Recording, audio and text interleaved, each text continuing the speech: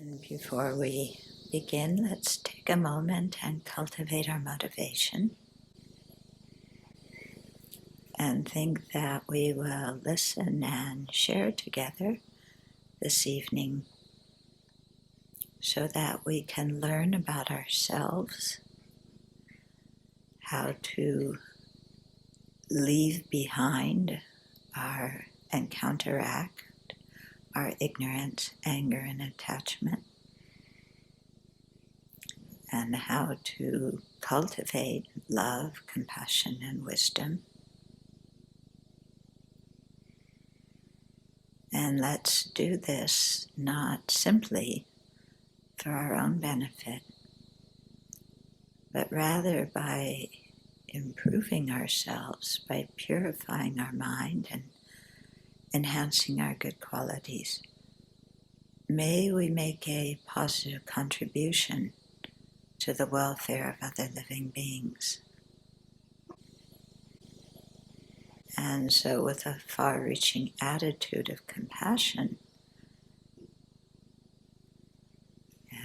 then let's see this as one step in the long-term transformation that we want to make, so that we can subdue suffering, no matter whose it is, and increase joy and fulfillment, no matter whose it is.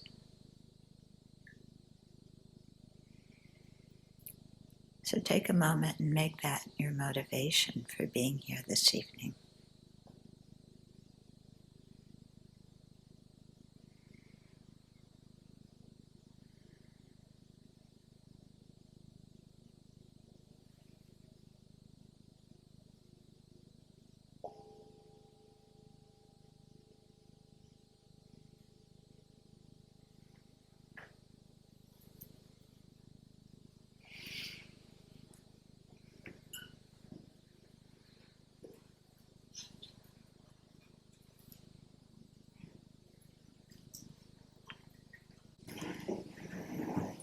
So, we're talking about good karma tonight, which is also the name of one of the books that I've written.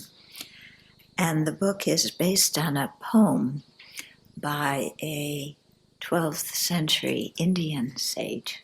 I think 12th century, maybe 10th, quite a number of years ago. And the poem is called The Wheel of Sharp Weapons, and it's about karma. And it talks about karma meaning actions, our own actions, how our actions create our experiences. And it does this by talking about different situations that we may find ourselves in, and then describing the kind of actions that we've done, either earlier this life or in previous lives, that brought about that kind of situation.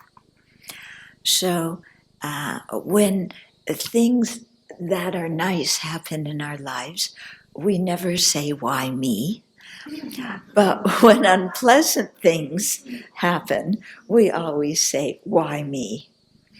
So this book tells you why, or rather Dharma Rakshita, the Indian sage, tells us why.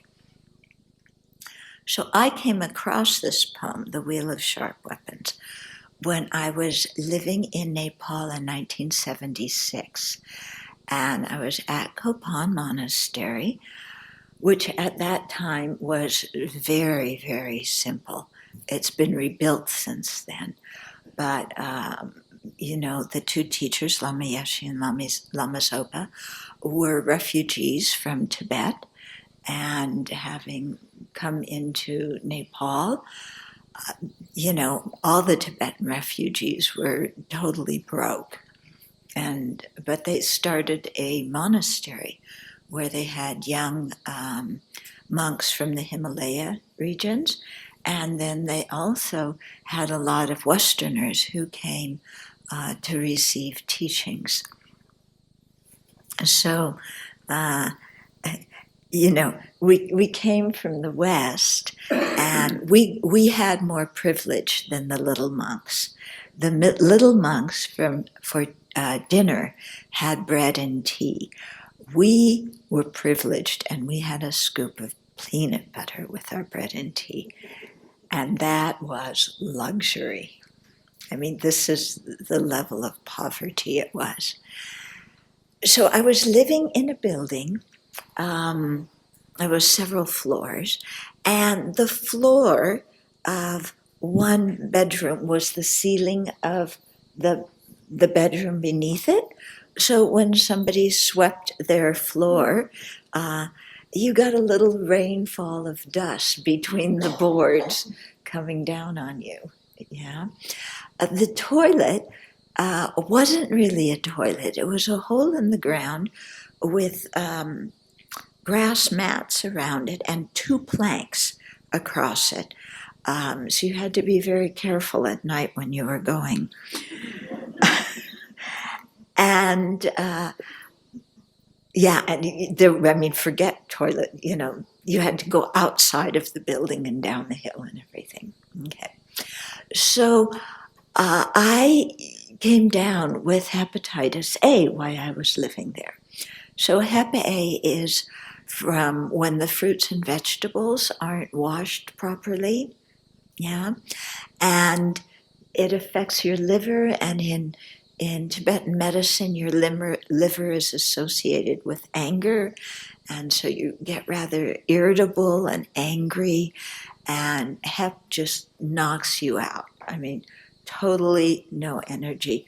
For me, going to the toilet, it was like climbing Mount Everest, the energy it took. And one day I went down to Kathmandu to the Ayurvedic doctor, because they have some treatment for Hep. Western doctors don't really know what to do with it.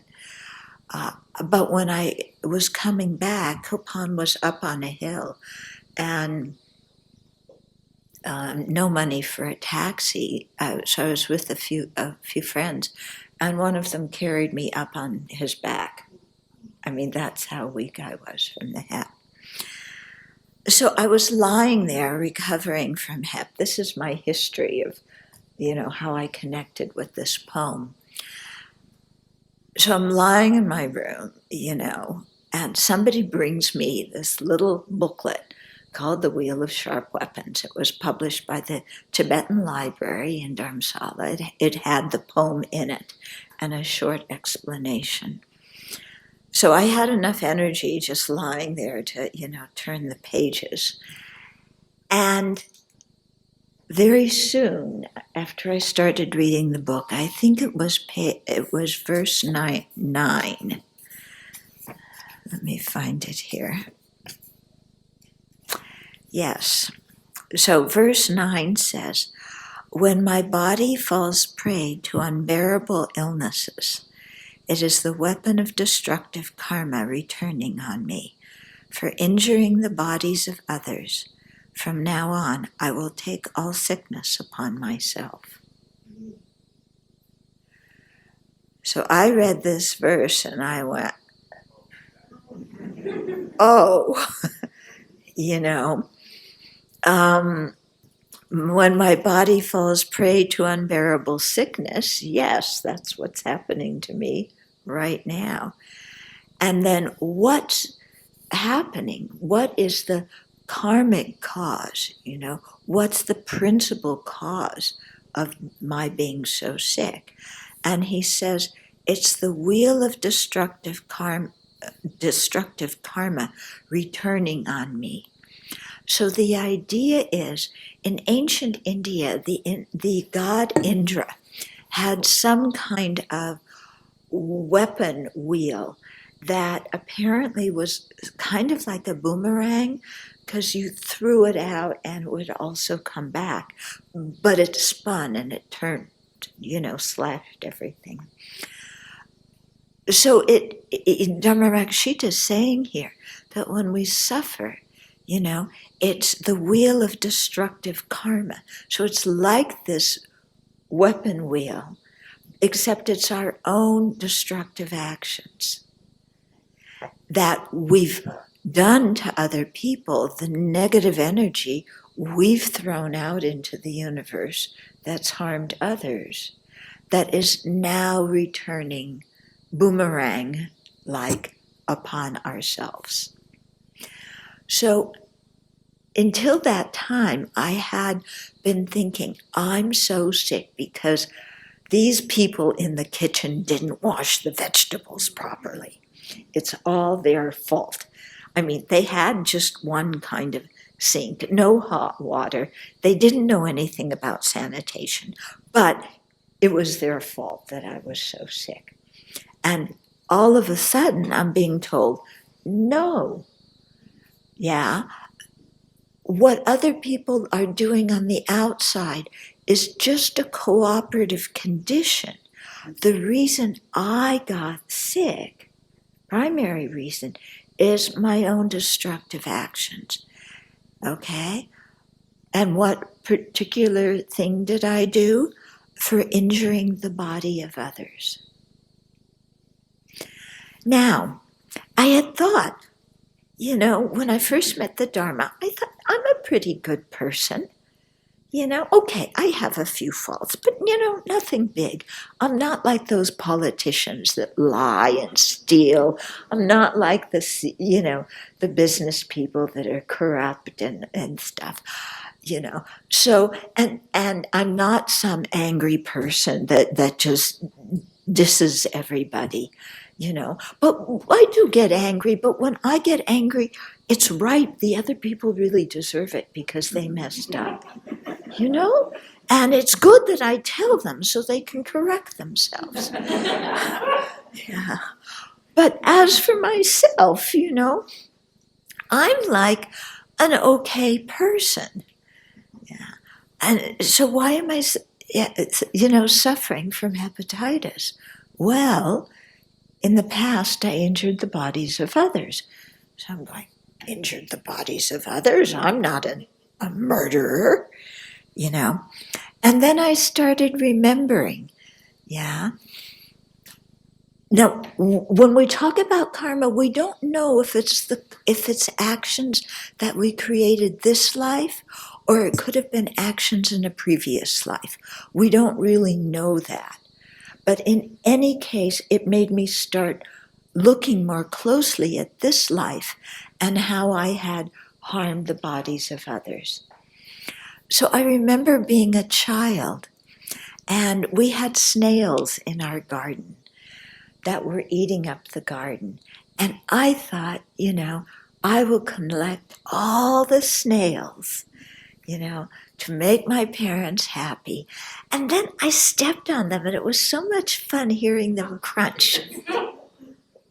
And as a kid, I never thought that snails had feelings, that they wanted to be happy and not suffer, And the same thing as a kid, I remember flies, buzzing around in the summer, and how fun it was to sneak up, I would have competitions with my brother who could get the most flies. And again, no idea in my mind that they were living beings. I was very young at that time. Then I also remembered for my 21st birthday. You remember your 21st birthday? What you did to celebrate it? So my friends took me out to a seafood restaurant where we got lobsters because it was a special thing. And you could pick your lobster out of the tank and give it to them, and then they dropped it live into the boiling water. That's what I did to celebrate. I killed another living being. And in the process, created destructive karma, which leaves this, for lack of a better word, an energy trace. It's like a seed on our mental continuum that will ripen at another time. And since it was an unwholesome or non-virtuous action, it's not going to ripen in happiness. It's going to ripen in suffering. So I started remembering these things that I had done, and saying, oh, this is the kind of thing. It could have been these things. It could have been who knows what I did in a previous life. But look at how it's resulting. I'm lying here. I can barely move. I'm so sick. Yeah. And it made me think, if I don't like the result of being so ill, then I've got to stop creating the cause. Yeah? And the cause is not the people washing the vegetables. That's just the cooperative condition. If I don't like experiencing this, I've got to clean up my own ethical act. I've got to start being careful about what I do and what I say and what I think, because it's having an effect not only on other people, but on myself. And when I harm others, I'm not just harming them, I'm harming myself, because I'm leaving these seeds of destructive karma on my own mental continuum. Yeah. Similarly, if I act with a kind motivation or a generous motivation or a helpful motivation to others, and benefit others, I'm also helping myself by planting the seeds of virtuous karma on my mind stream that will ripen in happiness. So in this way, the Buddha said we are the creators of our own experience. Yeah? So this is very different than how we usually look at life. We usually feel that we are innocent victims or spectators to life, and that our happiness and suffering comes from outside. So if I'm miserable, it's because my mother, father, sister, brother, pet dog, pet pig, parakeet harmed me. Yeah. And if I'm happy, it's because I was able to get all the people who praise me and like me and tell me how wonderful I am, which coincidentally happen to be the people who are my friends. I'm able to have them near me because they're the source of my happiness. And these other people and other situations are the source of my pain, and I want to get rid of them. So we go through our daily life on this push. I want this because it'll bring me happiness. I don't want that, And so we're always trying to rearrange the external world to make it be what we want it to be. I call this lining up our duckies. Okay? Do you remember when you were a little kid? Yeah, I don't know if they still have them, but my generation, do you remember the little yellow duckies? Do they still have them? Yeah. The little yellow duckies that you put in your bathtub, and you would try and line them up in a row. And that's how we go through life, trying to line up our duckies so that we have everything the way we want it, and nothing that we don't like will ever touch us. When have we ever been successful in making that happen? Yeah? Do you know anybody who's been successful in making that happen? It doesn't matter how rich you are, how powerful you are, yeah, how famous you are. Your duckies never line up straight. Yeah? So that's, when we try and control the outside, my mother had an expression called, she used to tell us, don't knock your head against the wall. Yeah, I've always thought I should write a book with my mother's expressions. Yeah, there's a lot of wisdom. Yeah, it didn't usually come out in that tone of voice. Yeah, but it was, don't knock your head against the wall. In other words, don't do something that's not going to bring the kind of result you want.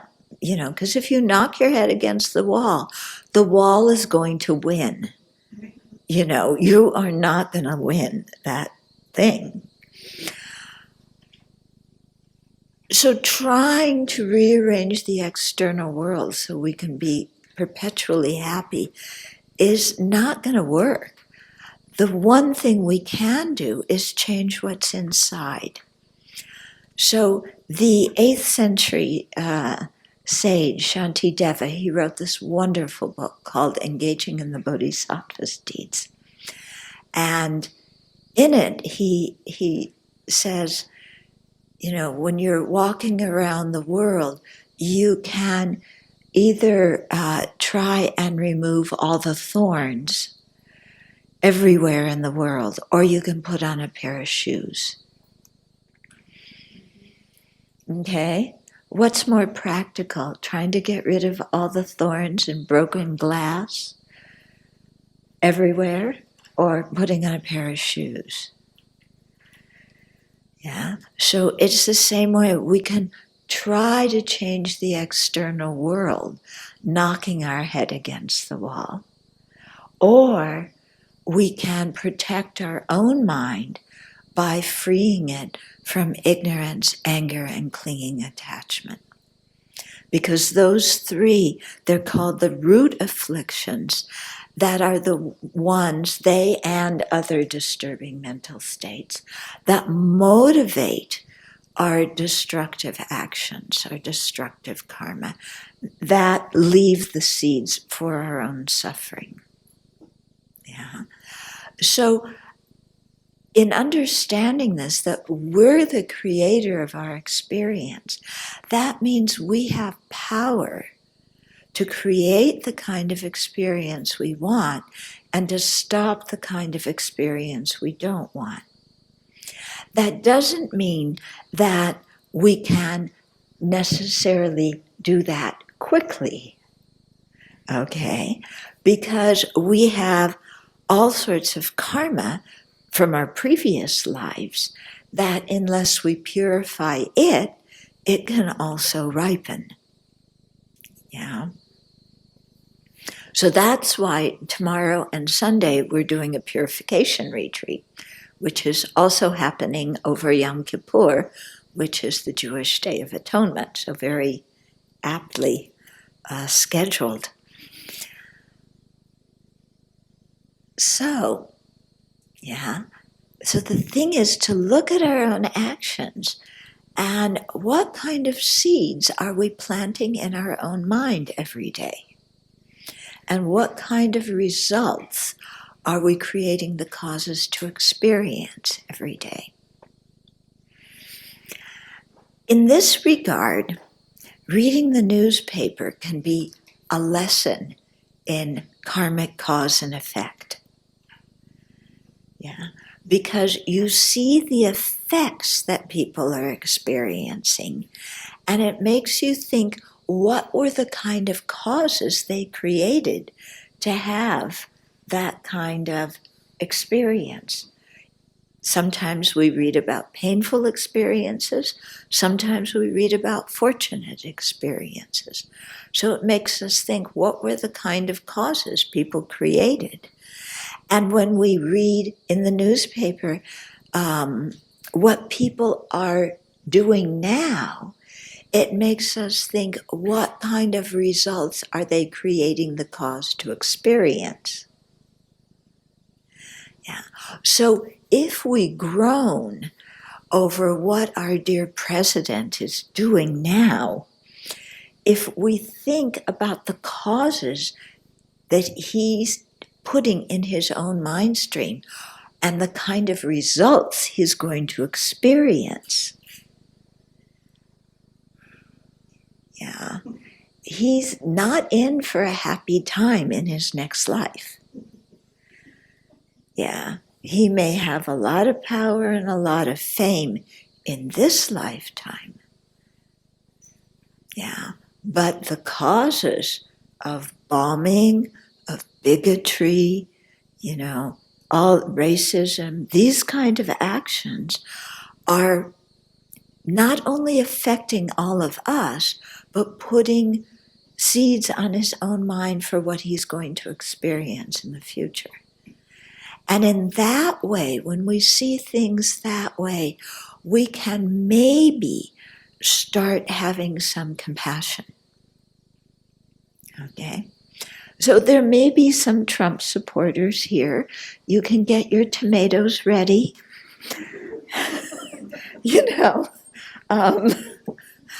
But yeah. Yeah, my Dharma practice, many years ago, my practice of patience and fortitude was George W. I thought, he was really challenging my Dharma practice to create compassion. Now I think he was easy to have compassion. Yeah. He was easy.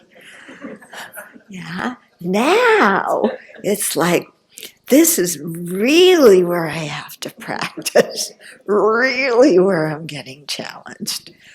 Okay? So they say, that whatever you experience in life, you can bring in to your practice and make it part of your path. So, what's happening now, instead of getting, feeling despair or whatever, this is our practice, because how we respond is how we're going to influence the future generations on this planet and our own karma, the results we ourselves will experience in future lives. Yeah, I gave a talk last night at DePaul University in Chicago, and it was called Finding Hope in Troubled Times. So this is what I spoke about, yeah? Okay, so that's how I first got involved with this poem, The Wheel of Sharp Weapons, yeah, through my experience with Abbey. And as a result, I'm very glad that I got that sickness now, looking back on it, because being that ill was a real turning point in my Dharma practice. I was still pretty new to the Dharma at that time.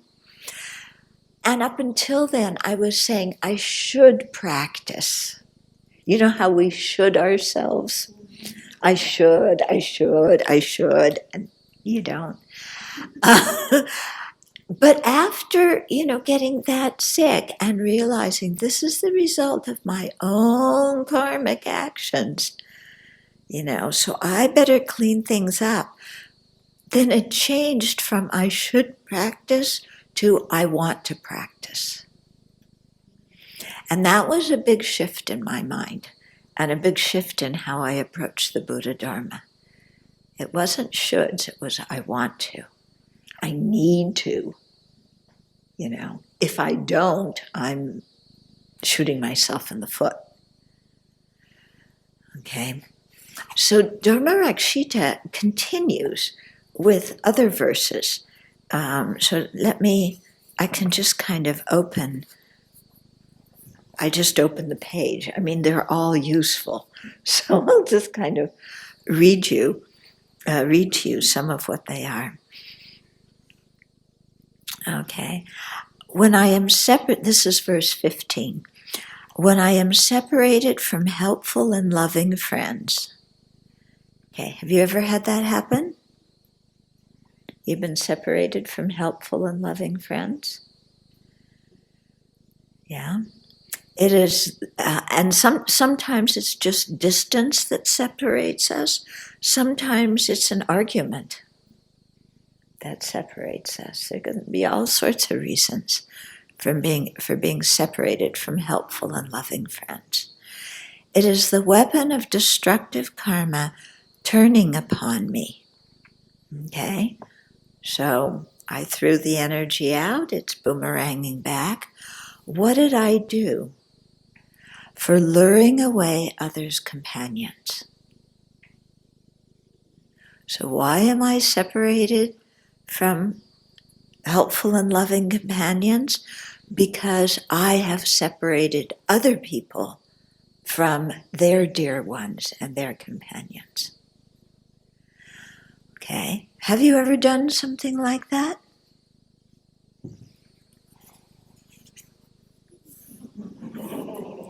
You know, I'll tell you when I have. Okay, I remember being in 6th grade. Okay, now 6th grade girls have a certain mentality that I don't wish on anybody. Okay, I'm sure 6th grade boys do too, but I was on the girls. You know, and so we were always, every week, making a list of everybody in our class about who we liked the best and who we liked the least. You know, it was awful. It was picky. It was vindictive. It was insensitive. But we did it. And we thought it was fun. So I was in one little group of girls. There were 6 of us. And we got along really well. And then, I don't know why, but one of the girls, Rosie Knox, I'm waiting for her to turn up at one of my Dharma teachings someday.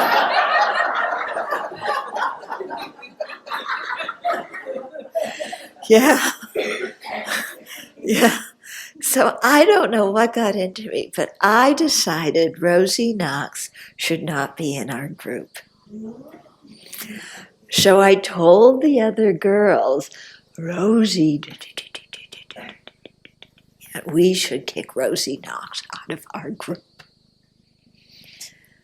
So, you know, I was very persuasive, and I convinced them, and we kicked Rosie Knox out of our group. Good for me. And the next week, they kicked me out of the group.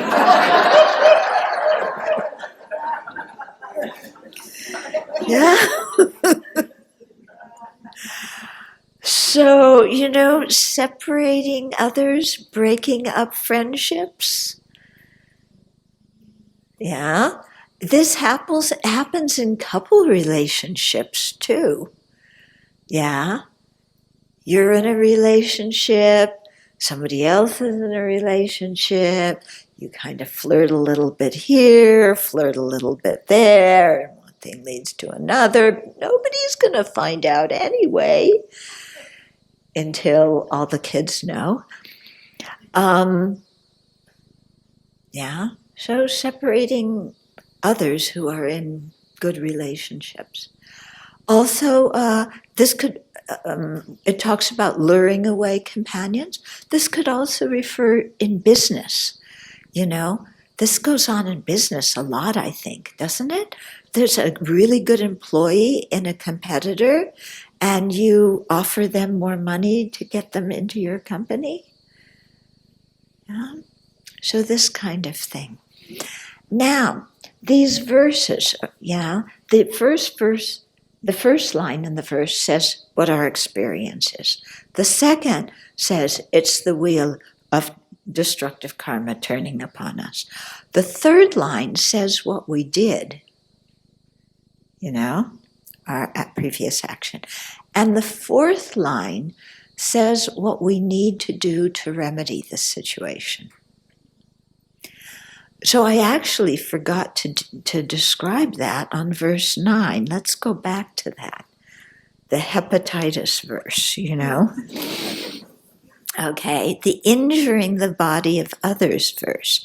What do we do now to remedy it? From now on, I will take all sickness upon myself. Now, physically, practically, we cannot take all sickness upon ourselves. But what this is referring to is a meditation that Nagarjuna actually made explicit in his text, Precious Garland, which is to imagine taking on the suffering of others and giving them our happiness. Okay? So this meditation is done to help us increase our compassion by imagining taking others' suffering, and increase our love by imagining giving others our happiness. Yeah? So you can do this meditation, taking on the suffering when you inhale, giving the happiness when you exhale. But I find, because I need to do it slowly to really have some experience, that I don't do it with the breath until later. So in this case here, in verse 9, from now on I will take on the sickness of others. The way you would do it is to think of other people who are ill. Yeah. You can start out with yourself if you want to, your own future illnesses, and then go on to the illnesses of people you care about, and then slowly broaden it to more and more beings. But you imagine that illness coming to you, that it's leaving that person. You imagine the person in front of you, that it's leaving that person in the form of like pollution or smoke, that you then take upon yourself, and it becomes like a thunderbolt that strikes at the center of your chest, where there's a hard core of all of our self-centeredness and all of our ignorance and all of our self-pity. All these kind of mental afflictions that are so hard and tough in front of us. So we take on others' suffering, which comes as some kind of yucky thing, and it becomes this thunderbolt. It smashes and shatters this hard lump of selfishness and ignorance in our own heart, completely making it disappear. Yeah. If the imagery of a lightning bolt doesn't suit you, you can also think of the stuff coming and transforming into, eco-friendly soap that, dissolves the lump of, coal at your heart. You can change the visualization somewhat, yeah? But what happens is then your heart center is completely open. All that stuff that keeps us hindered, yeah, that self-centeredness, anger, grudges, jealousy, this kind of stuff, arrogance, it's all completely gone. And our heart is just, there's space. And within that space, then we imagine radiating light that goes out to all living beings. And we imagine that we take our body and it transforms into what others need. We take our possessions, we multiply and transform them into what others need. And we even take our virtue, our good karma, and we radiate it out, transforming it into whatever people need. So in Houston, you send maybe unplugged drains. Isn't that what they need to get rid of all that water? You send crews to take up all the toxic waste that happened in the flood. To Puerto Rico, you send food, you send drinking water, you send medicine, you send electricity. Yeah. To Syria, you take on the suffering of war, and you give that people a peaceful environment where they feel safe. Yeah. So what we're doing in this taking and giving meditation is we increase our own compassion by imagining taking others' suffering, and give and increase our love, which is the wish for others to have happiness in its causes, by giving our body possessions and merit to them. So it's a very powerful meditation when we really think about it. And if your mind is a little bit skittish, like, I have enough suffering, thank you very much, I really don't want to take on anybody else's, yeah, then pause for a minute and think, that self-centered mind that just cherishes myself first and foremost is the same mind that made me injure others' bodies. That self-centered mind is not my friend. It lies behind all the destructive karma I do. So if my self-centered mind feels a bit uneasy, that's good. Okay? So when you think like this, you have to realize we are not our self-centered mind. It's something added on, covering, obscuring the pure nature of our mind. So the self-centered mind is really our enemy. Yeah. And normally, if our enemy suffers, we're happy. So here, instead of our enemy being some other living being who we're wishing suffering upon, it's our own self-centered thought that is the real enemy that makes us create all this non-virtuous karma that makes us experience our suffering in our lives. So it's a very interesting kind of meditation to do. Yeah. And it can be real, the more you think about the disadvantages of the self-centered mind, the more you can really get into this. Yeah. So that's, how you then change your attitude and give up the self-centeredness and generate love and compassion by doing that taking and giving meditation.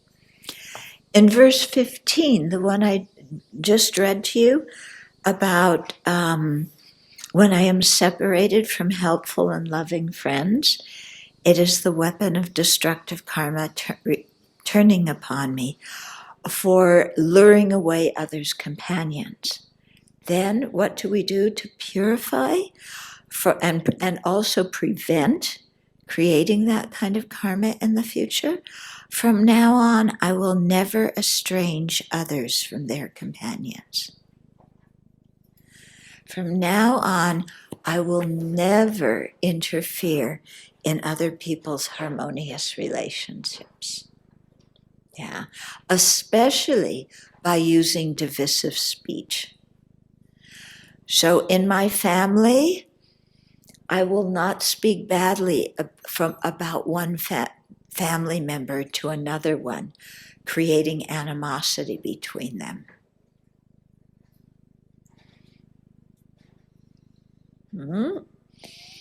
That's a real ascetic practice. People think asceticism is starving your body and like that.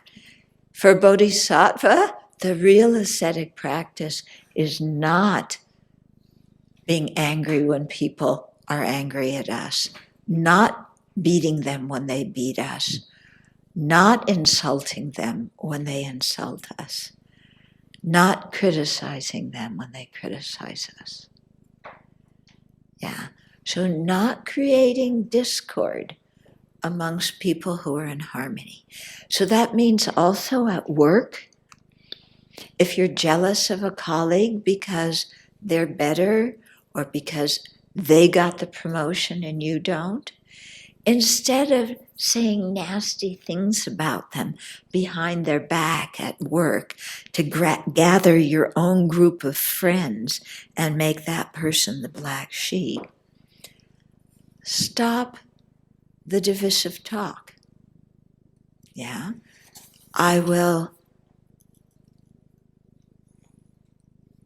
From now on, I will never estrange others from their companions. Yeah? It sounds easy when we really look at our lives. Sometimes we estrange, through our speech, we tell this person what that person said about them. Ever do that? Who, me? No. But other people do break my trust.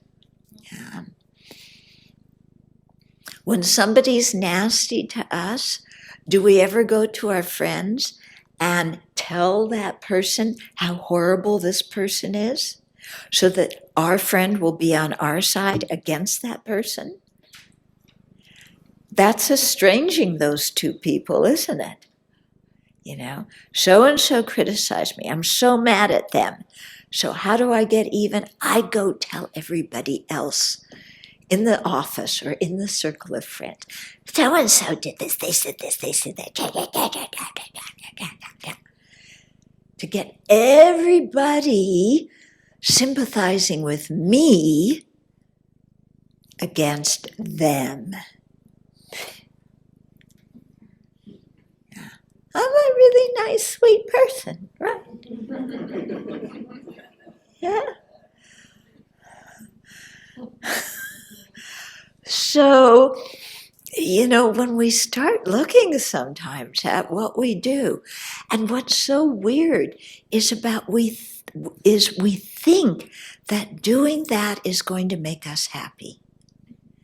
If I can get everybody in the family or in the circle of friends or in the office, in the workplace, on my side against this person who I don't like, that will make me happy.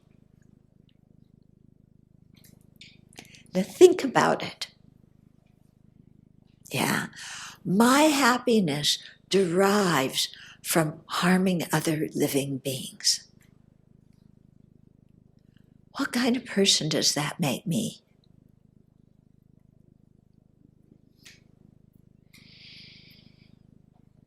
Yeah. Now, I don't have kids, but I think probably most of you do. Is that the kind of thing you want to teach your kids to do? No.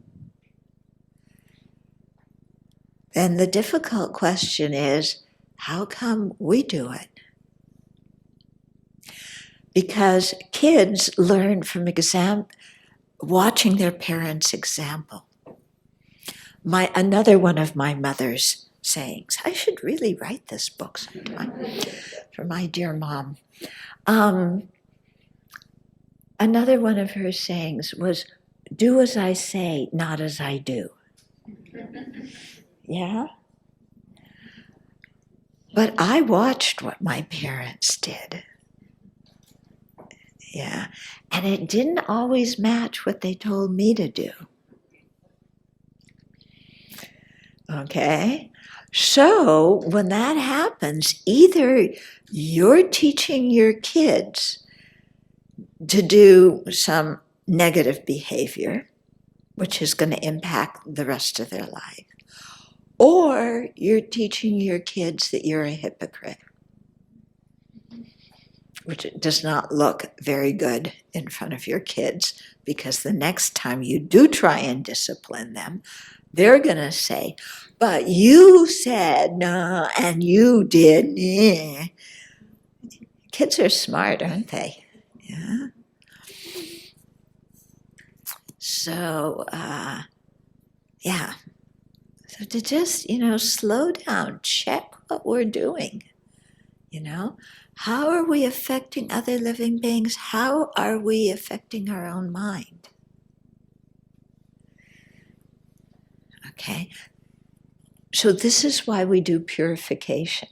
So if you're wiggling a little bit, if I'm making you a little bit uncomfortable, that means I'm giving a good Dharma talk.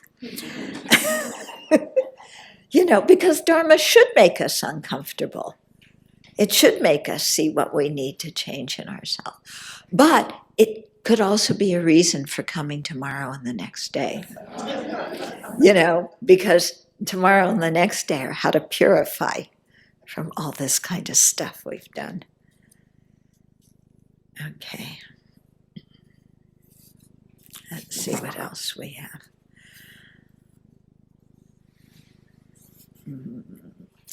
Okay.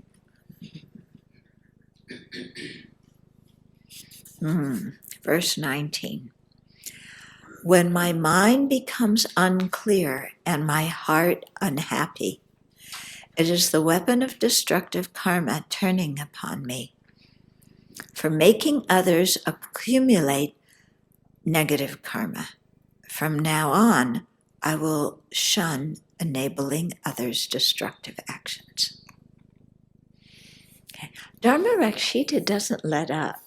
There's like 116 verses, something like that.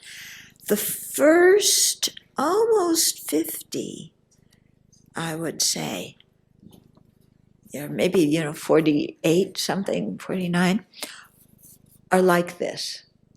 He doesn't let up. It's like, if you experience this, this is what you did. Yeah.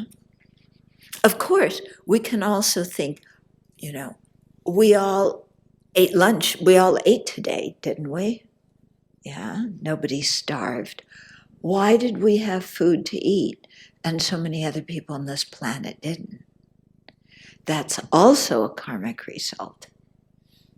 Yeah. So we shared food. We were generous, either in this life or in previous lives. That ripens in our having food. Okay, so the karma, it goes both ways, we create virtuous karma that brings happiness. We create non-virtuous karma that brings suffering. So when my mind becomes unclear and my heart unhappy, can you think of a time when that happened to you? Your mind's unclear, it's confused, your heart's unhappy, in pain. Yeah. Maybe you even, it's the kind of unclarity, you sit down to meditate and your mind is just like jello. Yeah, no clarity in it at all. Okay, so we've all had that times, uncleared mind, unhappy heart. You mope around the house. Yeah, you eat too much chocolate. You go out and go shopping thinking that that'll make you feel better, and it doesn't. Yeah, you go smoke some dope or drink some alcohol or go gambling thinking that that'll make it better. Yeah, it doesn't. Okay, so what's the cause of that? For making others accumulate destructive karma. Okay, so unclear mind, unhappy heart, that we experience, it's because we instructed others to do harmful actions. Yeah. Now again, we may say, me? I didn't do that. Yeah. But think about it. Yeah. When do we ever tell people to do harmful actions? Do you ever instruct family members to lie for your benefit? Yeah. Do you ever tell your kids, oh, somebody said something nasty to you, you say something nasty back to them? Or they threw sand at you, go ahead and throw sand back? Yeah. Do we ever encourage people in business deals to charge too much because we want the money for ourselves at other people's expense? Yeah, so something to think about. When have we acted as a bad influence on other people, encouraging them to create destructive actions? Yeah. We take the people out for the seafood dinner and encourage them, which, whatever do you want to drop in the boiling water? Okay? So, when we think about it, unfortunately, we haven't always been so angelic. Yeah? And so it's actually, I think, quite helpful to own up to this and to acknowledge it. Yeah? The more we try and not look at our internal garbage, the more spiritually clogged we become, and the more psychologically clogged we become too. Yeah. Some of you may have been through the AA program, or 12 steps in whatever form. It comes in many forms now. Yeah. One of the things that's so important in AA is you do an inventory of your life and you own up to what you've done. Because it's only by owning up to it and then making amends that we're really going to be able to finally put it down and actually change ourselves. Okay? So, we've made others accumulate negative karma. From now on, I will shun enabling others' destructive actions. So from now on, when we see other people about to do something negative, instead of encouraging them to do it, we'll try to see if we can find some skillful way to change their mind and steer their energy in another direction. Yeah. So that doesn't mean that we become, puritanical Pete and go around preaching to everybody about how to live their lives. Yeah. But we develop some skill to help people see things more clearly so that they, from their own side, can start to change things that are the cause of their own suffering. Okay? And we won't join in their suffering by encouraging it. Okay? Okay. So I've talked a bit, haven't gotten very far in the book, but I've given you a taste and you can read more. But I'd like to open it to some comments and questions now so that you can ask what is of interest to you. Yeah. How do you, like you were talking about Trump before, and I have this problem with, I don't want to have any negative feelings towards him. I have people, friends and stuff like that, and they put comments on Facebook or something like that, and I look at it and they go, oh, that's really bad. I mean, they're talking about really nasty things, and I put comments on there, it's like, you have to hold up, you can't throw your whole being away by just saying negative things about him, because this is going to come back on you, And they're Buddhists too, and they understand what I'm saying, but they think that it's okay to reflect like that, and I think I don't know how to deal with that. Yeah. Okay. So when people are slandering, like Trump and whoever else we slander in our life, and criticize and dump and call them names and so on and so forth. So, people do this thinking that it's going to alleviate their own frustration and anger. It doesn't really serve that purpose. And you know what happens because I think a lot of the people who do that are so frustrated at the lack of civility in our national discourse nowadays that they then give themselves permission to do the same as what they're criticizing Trump for doing. Yeah. And that doesn't work. Yeah, when we let our actions become like the actions of the people that we're protesting against, then our minds have become the same, even though we're on different sides of the argument. Yeah, and that's why I always think if you had a convention of fundamentalists, whatever, they would all get along great because they all think in the same way. You can be a fundamentalist Christian and a fundamentalist vegetarian, and you act in the same way. It's just you have a different cause. Yeah, but the mind is the same.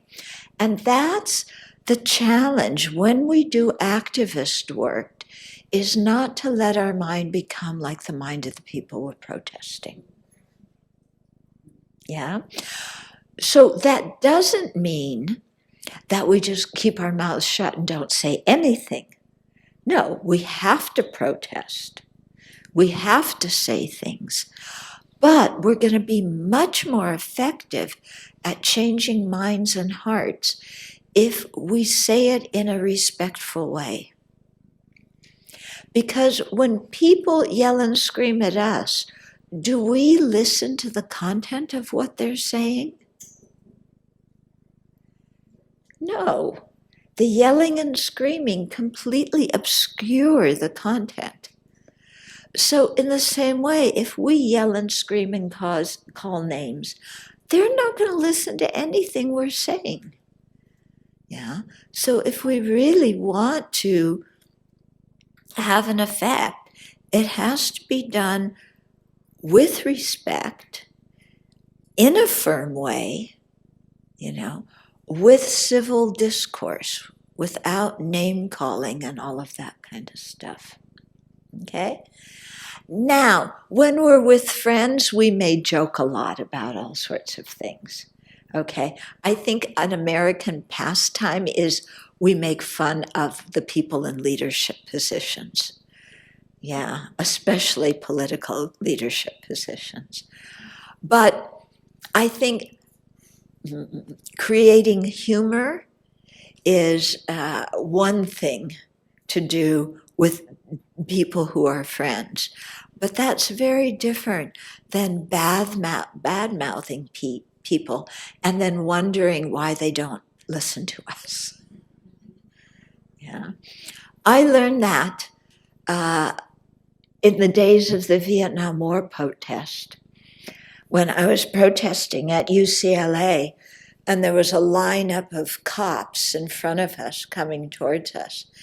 And the guy next to me picked up a brick or a stone and threw it. And I said, whoa, that's not the way to do it. Your mind becomes exactly like the mind of the people that you're protesting against. So what are you protesting about if your mind is like them, So we have to hold ourselves to our own ethical standards. Yeah. Other questions or comments? Yeah. I'm a beginner on the path, and a friend told me that the Buddha said that we should question rather than take questions on blind faith. Mm-hmm. Karma. I can see cause and effect, in my daily life. But when we start talking about past lives and even things about, I've killed insects in my life and now I'm sick. Mm-hmm. This is something that I'm considering because I respect you and I respect the teachers and I wanna open my mind to it, but I don't yet actually believe it in my heart, my body, and it's not like a belief that's cemented in me. Mm-hmm. So what can I do at this level, I guess, as someone who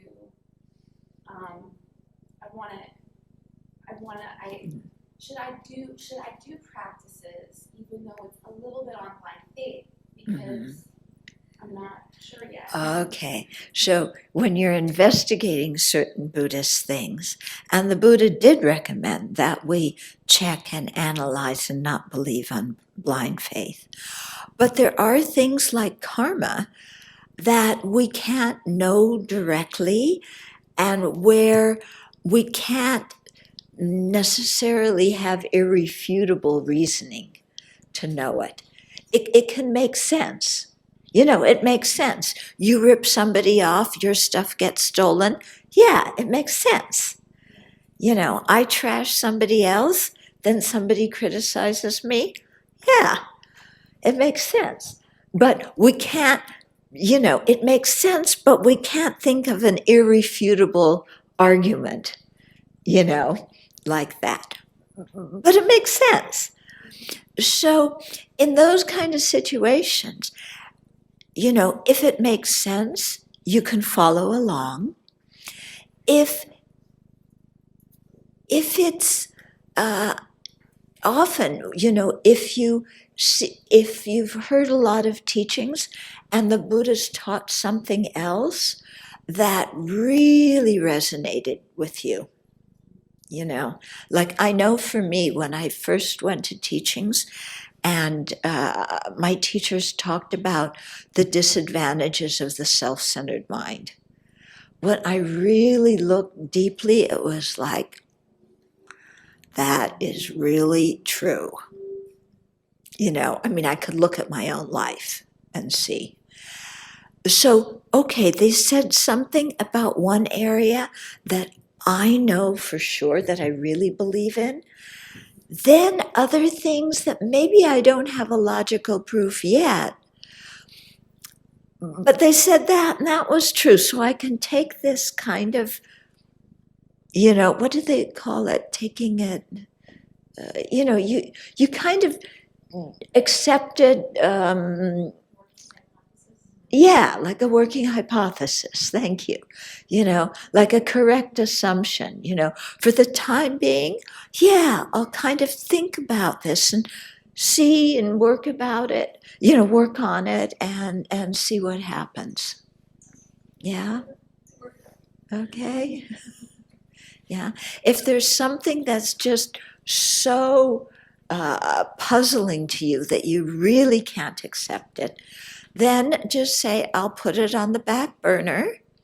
There's other things about Buddhism that I resonate with that I can practice that will help me, so I'll do that. And this one topic that's on the back burner, I'll just come back to it every once in a while as I learn more and check it out some more. Okay? Yeah. First of all, thank you for that question. I love that you asked that. And there's an idea that I've been playing around with. Maybe playing is not the right word, but the notion of reckoning of karma. Mm-hmm. And I've been trying to observe how that works. And I'm wondering, the passages you cited, you talked about how we can understand a particular event in context of karma, but can you say a little bit about how those experiences can be looked at in the sense of karma ripening and then moving beyond? Okay, so how can we look at experiences as ripenings of karma, and that karma getting used up, and so we can go beyond. Exactly like that, And in fact, they say when, we have unpleasant things happen to us, or sickness or whatever, that we say, oh, this is a ripening of my own negative karma.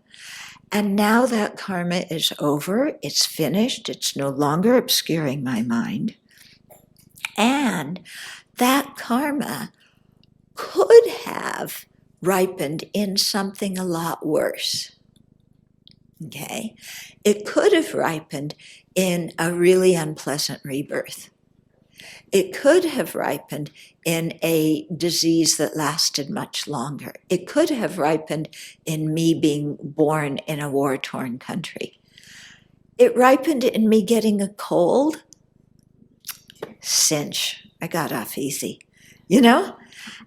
And I found that as a very helpful thing to do when things that I don't like happen, to say, good, I'm glad that happened, that karma's finished, it's over, and what can I learn from this situation? Okay? So, especially, when you work, and, other living beings, they're very kind, but sometimes they aren't so cooperative. These sentient beings that we're supposed to cherish more than ourselves, who are sometimes, they really try our nerves. Yeah? And you're trying to help, and they look at you and go, no. Okay? Yeah. I mean, that's a teenage way to do it. Teenagers, quite frankly, no, I'm not going to do it. Adults say no in more words. but the answer is the same. It's like, well, leave me alone. I'm not going to do that. And then we get unhappy. People aren't listening to us. They don't respect me. They're doing counter to my advice, and I'm just trying to help them, and I'm so aggravated. And then to just say, okay, actually, it's good this is happening. This is a result of times when I've been uncooperative, like, oh, me, uncooperative? Maybe I better think maybe once in a while I'm uncooperative, Yeah? So you start doing some checking, and maybe it's not once in a while, maybe it's more often, that I'm uncooperative. So I've put that energy out, it's coming back. If I don't like this, I have to find a way to be more cooperative. And it's good that this situation is happening, even though I'm really frustrated by it, because it's pointing out to me how uncooperative I can be. And this situation could have ripened in a much worse kind of event than somebody being uncooperative right now, which when I think about it, it really isn't that big of a deal. Somebody's not so cooperative. Believe it or not, it's really not the end of the world. I'll make it through. Yeah? And then, so it teaches you to react to uncomfortable situations in a very different way, without getting so bogged down and heavy about them. Because if we can't control them,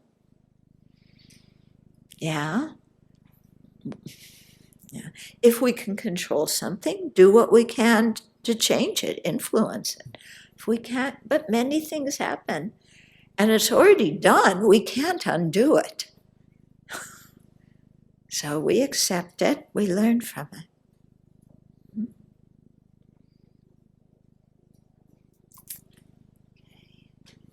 The other, yeah. Uh-huh. So it's easy reading the Wheel of sharp weapons to possibly get into victim bashing, including yourself, when it comes to negative karma. What is the antidote to, or the thought process you would use to avoid that? Like, all those people deserve this karma, or you deserve this, you did.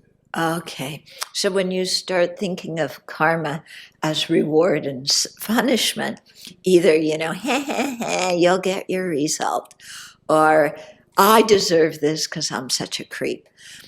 So this kind of thing of seeing karma and its effects as reward and punishment, this is taking a Christian thing and superimposing it on Buddhism. Yeah. In the Buddhist perspective, karma and its effects is not reward and punishment. There's no God dishing out reward and punishment. Yeah. It's simply us creating, planting seeds in our own mind, and those seeds ripening and creating experiences. If you plant daisies, you get beautiful daisy flowers. If you plant knapweed, you get knapweed. I don't know if you have knapweed here. We have so much of it where we are. It's a noxious weed. Nobody would ever plant it, but it's the same idea. Maybe if you plant daisies, you get daisies. If you plant chili, you get chili. Of course, some people like chili, so that analogy doesn't work so well. But the idea, you get what I mean. So the daisy is not a reward of the daisy seed, and it's not a punishment of the daisy seed. And the knapweed is not a reward of the knapweed seed, and it's not a punishment of the knapweed seed. It's simply a result.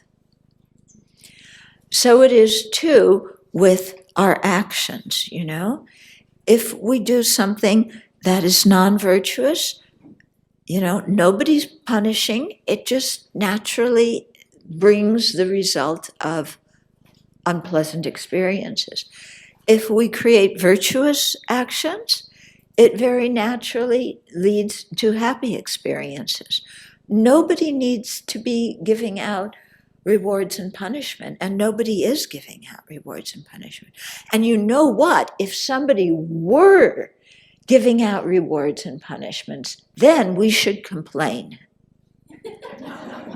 Because if there is a holy being who is supposed to be all compassionate, who is dishing out punishments and making people suffer, then something's wrong. Okay? Yeah. So in Buddhism, Buddhism doesn't talk about anybody who's manager of the universe who dishes out rewards and punishment. Not at all. We create the cause ourselves. So it means we're responsible, which means we can change the situation. So it pulls us out of our belly aching. Yeah, if we can change the situation, then we need to do that instead of just sitting and yeah. I think sometimes as kids, the first words we learn are, "It's not fair." Do you remember saying that to your parents? Yeah? We got disciplined. It's not fair. You let my brother, sister, so-and-so do it, but you don't let me, and so-and-so's parents don't make them do that, but you make me do it. It's not fair. That's what we do to not accept responsibility. So I'm not saying that in society there's no unfairness. There's definitely a lot of unfairness and injustice in society. Yeah, and we need to talk about it. We need to point it out. Yeah, but just sitting and belly aching about things that are unfair doesn't improve the situation.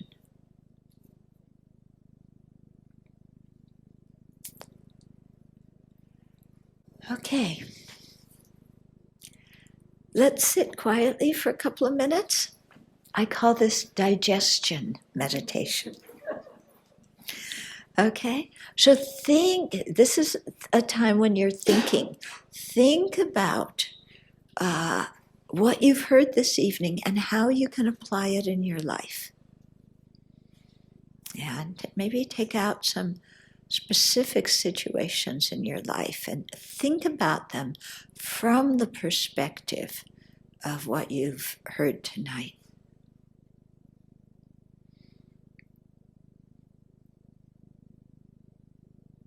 And then let's rejoice that we were able to spend the evening together doing something really useful and meaningful with our lives.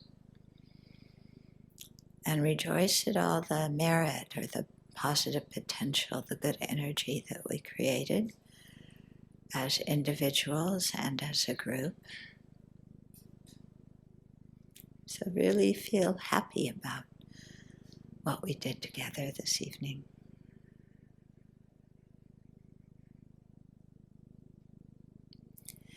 And then imagine that as like beautiful light at your heart center, the center of your chest, and radiate out your merit, your virtue, your good energy in the form of light.